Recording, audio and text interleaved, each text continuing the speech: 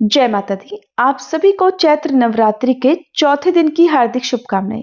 नवरात्रि के चौथे दिन मां भगवती के कूष्मांडा रूप की पूजा की जाती है और मां कूष्मांडा की पूजा करके रोग शोक दूर होने का आशीर्वाद मिलता है, आयु और यश में वृद्धि होती है। देवी कूष्मांडा को अष्टभुजा देवी भी कहा जाता है। कूष्मांडा का अर्थ है कुम्हड़ा और मां को बलियों में कुम्हड़े की बलि सबसे अधिक प्रिय है। प्रिय भक्तजनों, आज की इस वीडियो में आप जानेंगे मां कूष्मांडा की संपूर्ण पूजा विधि, शुभ मुहूर्त, प्रिय भोग और मंत्रों के बारे में। आज दिनांक है 22 मार्च, दिन रविवार, और आज चैत्र मास के शुक्ल पक्ष की प्रतिपदा तिथि रात 9:16 पर समाप्त होगी। इसके बाद में पंचमी तिथि प्रारंभ होगी। ब्रह्म मुहूर्त सुबह 4:55 से 5:43 तक रहेगा। सूर्योदय होगा सुबह 6:32 पर, सूर्यास्त होगा शाम 6:34 पर। और आज चैत्र मास के शुक्ल पक्ष की विनायक चतुर्थी भी है। इस दिन विघ्नहर्ता भगवान गणेश जी की पूजा करके मां कूष्मांडा की पूजा करें तो संतानहीनों को संतान सुख भी प्राप्त होता है, वहीं संतान की रक्षा भी होती है। आज भद्रा भी लग रही है और भद्रा काल आज सुबह 10:36 से लेकर रात 9:16 तक रहेगा। भद्रा का वास स्वर्गलोक में रहने के कारण ये भद्रा पृथ्वीलोक पर अशुभ नहीं होगी। आज राहु काल शाम 4:30 से 6 बजे तक रहेगा और मां कूष्मांडा की पूजा करने के लिए प्रातः काल मुहूर्त रहेगा सुबह 5:12 से 6:23 तक। शाम की पूजा का मुहूर्त शाम 6:32 से 7:44 तक रहेगा। आइए अब जानते हैं मां कूष्मांडा की पूजा विधि, मंत्र, भोग और नियमों के बारे में। देवी कूष्मांडा ही सृष्टि की आदि स्वरूपा आदि शक्ति है। इनका निवास सूर्यमंडल के भीतरी लोक में है और वहां निवास कर सकने की क्षमता और शक्ति केवल इन्हीं में है। इनके शरीर की कांति और प्रभा भी सूर्य के समान ही दिव्यमान है। इनके तेज और प्रकाश से दसों दिशाएं प्रकाशित हो रही हैं। ब्रह्मांड की सभी वस्तुओं और प्राणियों में जो तेज समाया हुआ है वह इन्हीं देवी की छाया है। मां कूष्मांडा की पूजा अर्चना से भक्तों के समस्त रोग शोक मिट जाते हैं। इनकी भक्ति से आयु, यश, बल और आरोग्य की वृद्धि होती है। मां कूष्मांडा बहुत जल्दी ही सेवा से प्रसन्न हो जाती हैं, इसलिए अगर सच्चे मन से मां की पूजा करे, उपासना करे तो उसे बहुत जल्दी मनोवांछित फलों की प्राप्ति भी हो सकती है। आज मां कूष्मांडा की पूजा करते समय एक खास सावधानी व्रती महिलाओं को बरतनी है, जिसके बारे में इस वीडियो के लास्ट में आप जानेंगे। ये जानकारी बहुत महत्वपूर्ण है। पहली बार यदि आप व्रत रख रही हैं तो हमेशा इस बात का ध्यान आप मां कूष्मांडा की जब भी पूजा करें तो जरूर रखें। नवरात्रि के चौथे दिन सुबह स्नान आदि से निवृत्त होने के बाद मां कूष्मांडा की पूजा का संकल्प लें, व्रत का संकल्प लें। धूप दीप जलाकर मां कूष्मांडा का आह्वान करें, ध्यान करें। मां का प्रिय रंग पीला और नारंगी है, इसलिए इस रंग की सामग्री पूजा में अवश्य रखें। मां कूष्मांडा को कुम्हड़े की बलि बहुत प्रिय है। कुम्हड़ा पेठे को कहते हैं। कुम्हड़े में कई बीज होते हैं। हर बीज में एक पौधे को जन्म देने की क्षमता होती है।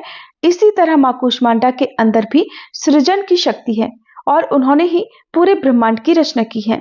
तो ऐसे दंपत्ति जिन्हें संतान सुख प्राप्त नहीं है, वे कूष्मांडा मां की सच्चे मन से पूजा करें तो उन्हें भी संतान सुख प्राप्त हो सकता है। कोई भी व्रत या पूजा बिना मंत्रों के, बिना चालीसा स्तोत्र के अधूरा रहता है। तो व्रत का पूर्ण फल प्राप्त करने के लिए या पूजा का पूर्ण फल प्राप्त करने के लिए मंत्रों का जाप अवश्य करें। और नवरात्रि के चौथे दिन श्री दुर्गा सप्तशती का पाठ करने के लिए आज के दिन अध्याय 5, 6, 7 और 8 इन 4 अध्यायों का पाठ करना चाहिए और जिसके शुरुआत में श्री दुर्गा कवच, अर्गला और कीलक स्तोत्र का पाठ भी नियमित रूप से करना चाहिए। सबसे अंत में मंत्रों का जाप करते हुए श्री दुर्गा चालीसा का पाठ करें, मां कूष्मांडा की कथा सुने और उसके बाद कपूर जलाकर आरती उतारें और मां को आज के दिन भोग में सफेद साबुत पेठा अर्पित करें। आसपास के किसी मंदिर में भी आप पेठा अर्पित कर सकते हैं, जिसे कुम्हड़ा कहते हैं। और इसके अलावा आज के दिन मां को भोग में पेठे की मिठाई आप अवश्य अर्पित करें।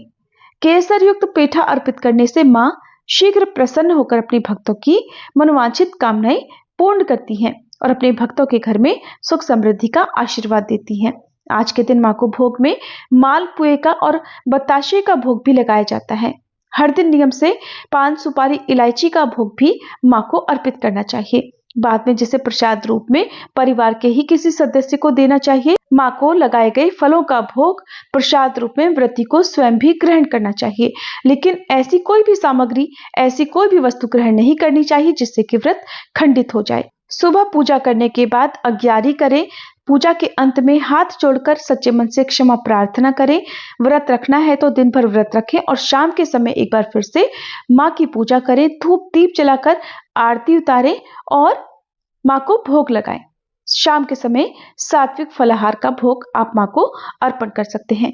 बहुत से भक्त ये प्रश्न करते हैं कि जब नवरात्रि के दिनों में हम व्रत रखते हैं तो फिर अन्न का, जैसे कि खीर का या मालपुए का भोग कैसे लगा सकते हैं।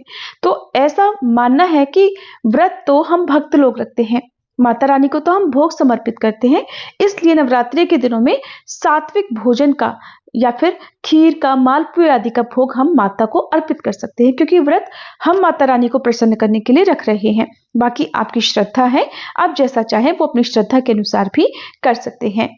आइए जान लेते हैं माँ कूष्मांडा के मंत्रों के बारे में। जैसा कि आपको हमेशा बताते हैं कि नवरात्रि में हर दिन नियम से नवदुर्गा कवच का पाठ भी करना चाहिए, जो कि इस प्रकार है।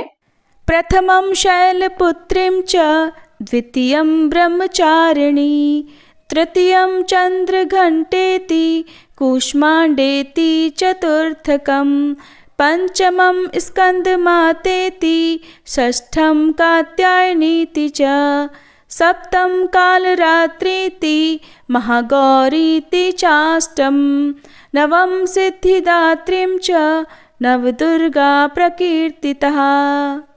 माँ कूष्मांडा की पूजा का मंत्र ओम देवी कूष्मांडाय नमः। प्रार्थना मंत्र सुरा संपूर्ण कलशम रुधिराप्लुतमेव च दधानाम हस्तपद्माभ्याम कूष्मांडा शुभदास्तु मे। स्तुति या देवी सर्वभूतेषु माँ कूष्मांडा रूपेण संस्थिता नमस्तस्यै नमस्तस्यै नमस्तस्यै नमो नमः। प्रिय श्रोताओं, अब आपको उस गलती के बारे में बताने जा रहे हैं जो कि आपको आज के दिन करने से बचना चाहिए, क्योंकि अगर ऐसा हुआ तो आपका व्रत खंडित भी हो सकता है, माँ कूष्मांडा नाराज भी हो सकती हैं। खासकर महिलाओं को आज के दिन ध्यान रखने की आवश्यकता है कि आज के दिन आप अपने हाथ से चाकू लेकर एक भरा पूरा गोल कद्दू या पेठा ना काटें।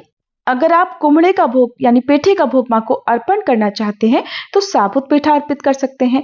इसके अलावा कद्दू, पपीता, पेठा, नारियल, खरबूजा, तरबूज, गोल वाली लौकी और खीरा, इस तरह की सभी जो भी खाद्य सामग्री हैं, जो भी फल सब्जियां हैं, वो गर्भ के स्वरूप भी माने जाते हैं और इस स्वरूप के कारण ही इनमें कूष्मांडा माता का वास होता है। ऐसे में महिलाओं को और खास तौर पर गर्भवती महिलाओं को या जो संतानहीन महिलाएं हैं, उन्हें ऐसे फलों को, ऐसी सब्जियों को खुद से आज के दिन नहीं काटना चाहिए। व्रत वाले दिन देवी पूजा के समय, इस समय तो आपको ये काम करने से बिल्कुल बचना चाहिए। ऐसे में इन फलों को काटने या फोड़ने के लिए आप परिवार के किसी अन्य पुरुष सदस्य की सहायता ले सकते हैं। उनसे इन फलों पर एक चीरा लगवा सकते हैं या उनसे कटवा सकते हैं, या फिर दुकान से लाते समय आप दुकानदार से ही इसके टुकड़े या फिर चीरे लगवाकर घर लेकर आएं। आज के दिन माँ कूष्मांडा की पूजा करने के लिए अगर आप सब्जी बना रहे हो, घर के लिए सब्जी बना रहे हो, तो ध्यान रखें कि खुद से इस तरह की कोई भी फल या सब्जी काटने से आप जरूर बचें। बाकी ये जो नियम है ये लोगों की अपनी अपनी धारणाएं हैं, इसलिए अगर आपने गलती से ऐसा कोई काम कर भी लिया है तो सच्चे मन से आप माँ से क्षमा प्रार्थना कर सकते हैं, ताकि आपके मन में कोई भी भय ना रहे। ये थी आज की वीडियो। हमारे चैनल पर माँ कूष्मांडा की कथा भी सुनाई जाएगी, श्री दुर्गा सप्तशती के सभी पाठ भी सुनाए जा रहे हैं। अगर आपको सुनना पसंद हो तो हमारे चैनल पर इन कथाओं को जरूर सुनिएगा।